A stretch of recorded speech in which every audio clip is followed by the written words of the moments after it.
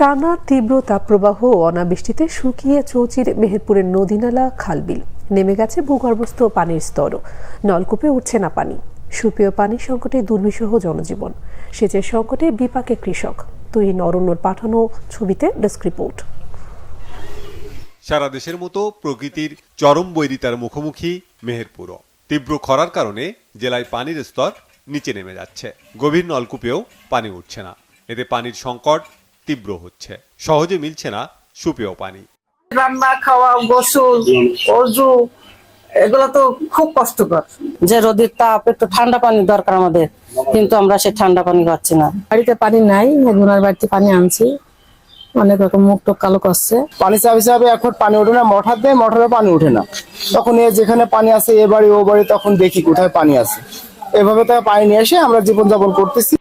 শুকিয়ে গেছে নদী নালা খালবিল। এ অবস্থা আরো কিছুদিন চললে সুপেয় পানি এবং সেচের পানির চরম সংকট দেখা দেওয়ার শঙ্কায় স্থানীয়রা। চাষাবাদের ভরা মৌসুমে সেচের ব্যয় বৃদ্ধিতে উদ্বিগ্ন কৃষক। পানি নেওয়ার এখন নিচে নেমে চলে গেছে, পানি পাইবে পাচ্ছে না।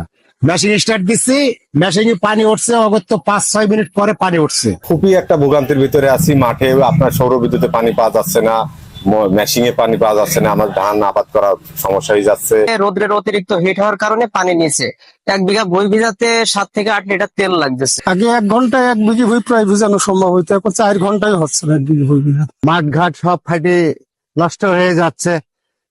সব মিলে কৃষকের এখন একটা দুর্বিষহ অবস্থা বিরাজ করছে। পানির সংকট মোকাবেলায় নতুন নলকূপ স্থাপন সহ খালবিল পুনঃখননের কাজ শুরু করেছে জেলা জনস্বাস্থ্য প্রকৌশল অধিদপ্তর এবং পানি উন্নয়ন বোর্ড। বৈশাখের পর হয়তো কম বেশি বৃষ্টিপাত হয়, তাতে পানির লেয়ারটা একটু উপরে উঠে আসে।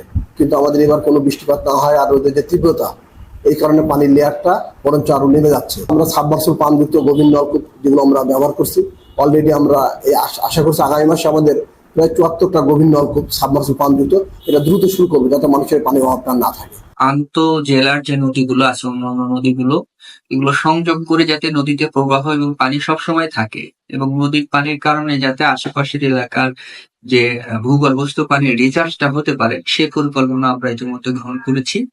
মেহেরপুর জেলায় সরকারিভাবে 12,000 নলকূপ দেওয়া হয়েছে। এর মধ্যে অগভীর 7,500 এবং গভীর 2,700 ও টিউবওয়েল 1,150টি। Bangla vision news desk.